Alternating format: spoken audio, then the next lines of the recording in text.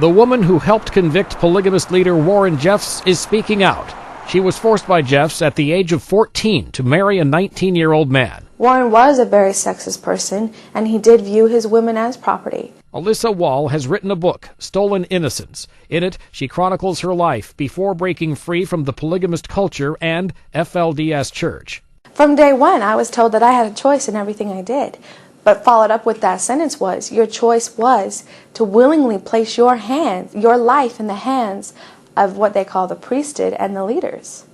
So my choice was to give my life to them for them to decide what happened in it. In the tell-all book, she also writes about her time with cousin and former husband Allen Steed, whom she describes as having a violent temper and a calculating and controlling personality. Steed is charged with raping Wall during their marriage, which was arranged in 2001 by Jeffs and other church leaders. So when Allen and I were married, then even though I was extremely resistant towards him, I couldn't even stand being around him. I had known him my whole entire life, and I had a really hard time with him. He was a boy to me, and I just didn't feel good around him.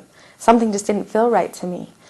And when it came time to actually consummate the marriage, people don't clearly understand the mindset I was in, because I didn't have any concept of sex. I didn't understand or have any inkling of what it took to have children.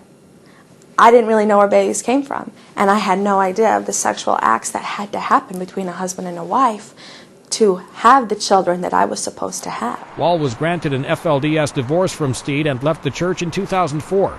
She is now married and has 2 children with husband Lamont Barlow, also a former FLDS member. In my opinion, any man that would marry a 14-year-old girl is a pedophile. In today's society, in the laws that we have today, a 14-year-old girl is barely reaching maturity. She is a young child, and there is no excuse for that. A Utah judge agreed, and in November, Warren Jeffs was sentenced to 2 consecutive prison terms of 5 years to life for his conviction on 2 counts of being an accomplice to rape. Steed, still a member of the church, could spend his life in prison if convicted.